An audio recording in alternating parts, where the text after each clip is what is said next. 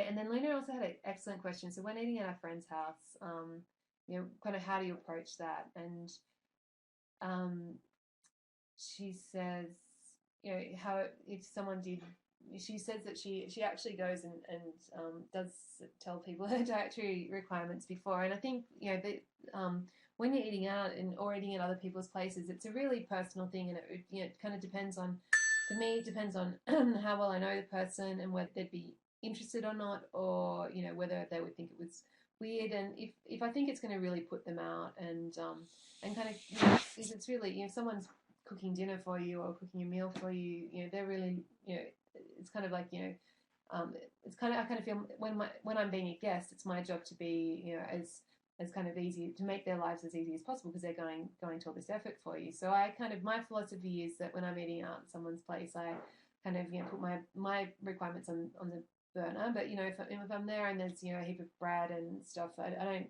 go crazy, but I kind of try and find the balance. But so it's up to you. What's more important to you. For me, I'm kind of looking for, it's a long-term way of eating, and it's not about kind of, a crash diet for me. So I'm kind of happy to, maybe, that week, won't be so great for my waistline, but, I'd rather kind of put myself out than put my hosts out. But yeah, so it's up to you. And I think, like Luna says, do you politely, nibble one or two bites of forbidden food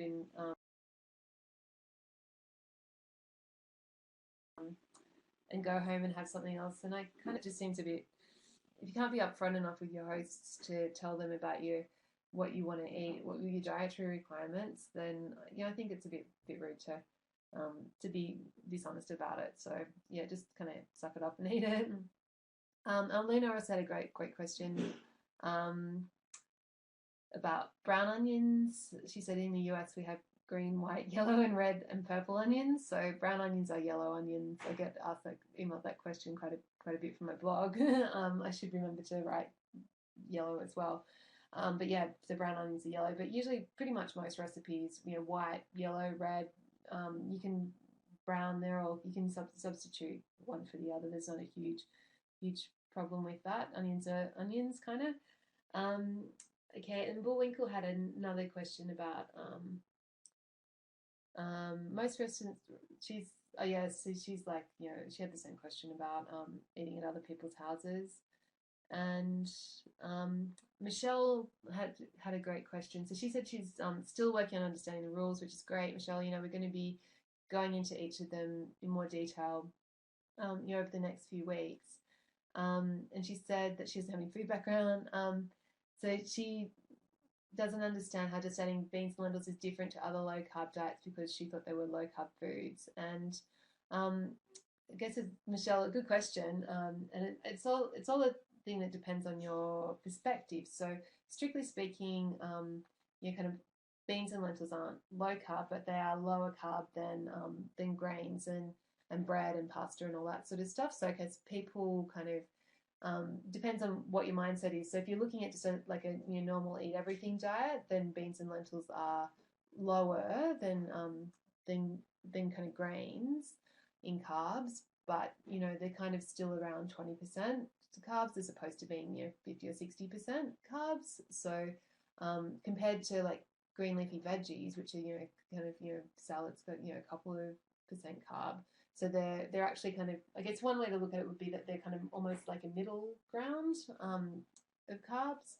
So that's why this diet is different to say an Atkins diet, where you're only eating kind of protein, fat, and green leafy veggies. Like, so you're not eating anything that has kind of that middle range of carbs. So I hope that answers. I was probably a bit rambly there. Yeah, so that's all the questions that we had from Flickr. I'll just flick back here so I can see the chat again. Okay, desserts, Nick, good question. Yeah, so if you like,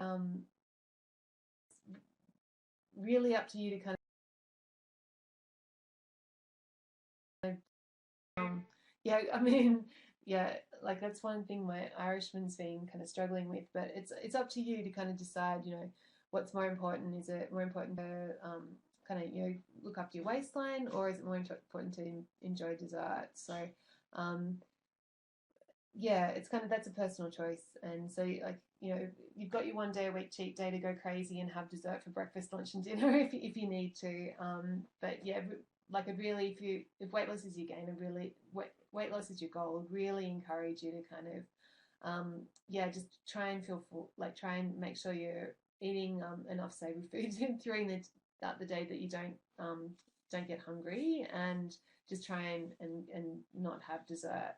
Or maybe it's like, you have dessert 1 day a week plus cheat day, or whatever you feel comfortable with. But the problem is, and I guess the other, thing is, if you are going to have dessert, so I think Libby or someone had a confession on Flickr about having dark chocolate and red wine one night, and I was kind of like, well, if you are going to have something sweet, something that's high in fat, like dark chocolate, that doesn't have a lot of so it still does have sugar, but compared to you know compared to some fruit or something like that, it's actually relatively low in sugar. And also, when you eat, kind of something like chocolate, where the fat and sugar are quite combined, it takes your body a bit longer to digest it. So particularly if you have it at the end of a meal, so it's kind of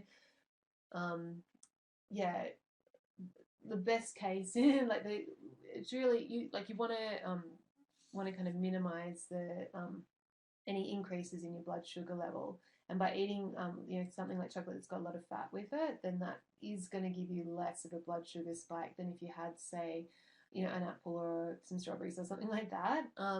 But still, the sugar's there, so he's going to impact. So it's up to you to kind of figure that out. But yeah, great question, Nick. And yeah, I think that's one that is a bit tricky. But I love my baking and I love my cakes. So yeah, but I kind of, I'm happy to kind of leave it to 1 day a week. And I've kind of noticed there's been a couple of times I've been in the last kind of few months where I've been out for dinner, and people have had dessert and I've had just a spoonful, and I kind of felt a bit icky the next day. So yeah, it's up to you.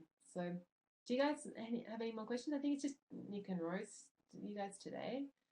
Because if not, then we might wrap it up. That's been some great discussion, and I'll follow that up about the butter spreads, Nick, and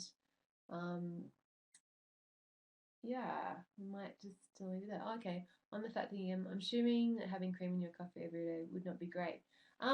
Well, that's interesting. Like, the idea is to only have like a couple of tables. It's not like to have cream, like a whole like, kind of as much cream as you normally would, like a latte, kind of replace that one for one. But just to kind of, I've been having like a long black with just a couple of tablespoons of fresh cream in it, and I think having that every day will be fine.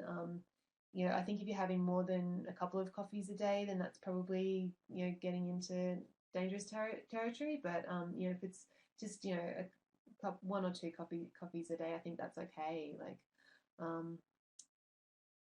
okay, yeah. And then what do I do for snacks? I'm big on nuts. Like, I really love my nuts. So I've got a big jar of almonds in the cupboard and a big jar of Brazil nuts. And today, when I was shopping, I bought some cashews. So I kind of mix it up. So I'm having different nuts. So they're kind of one of my favorites. I also like nutter. So my Irishman makes peanut butter. I have to be careful with that though, because it's very addictive. But also, almond butter is great, and kind of one thing that's good to do is like get some celery sticks and kind of just have the nut butter with the celery, because then you get a bit of crunch with it as well, and a bit of freshness.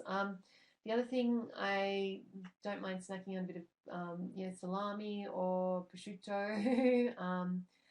And actually, on the Flickr group, someone came up with a really great list of kind of slow carb snacks that you can try. But I kind of find that if I'm hungry before dinner, I can just have a couple of Brazil nuts, or 4 or 5 almonds, and that keeps me going until it's time to eat. And the almonds are, like, nuts are awesome because they're so portable. So when I was in Sydney last weekend, I just bought a packet of roasted almonds and had them with me. So whenever I got really hungry and needed something, that actually they did me for breakfast one morning as well. So how are you guys getting on with snacks? Is that something that you? I think because different people like tend to have different kind of levels of snacking, and um I can't remember. Someone I was talking to someone, and they were like saying that they have usually have fruit every day, and they're really struggling with that.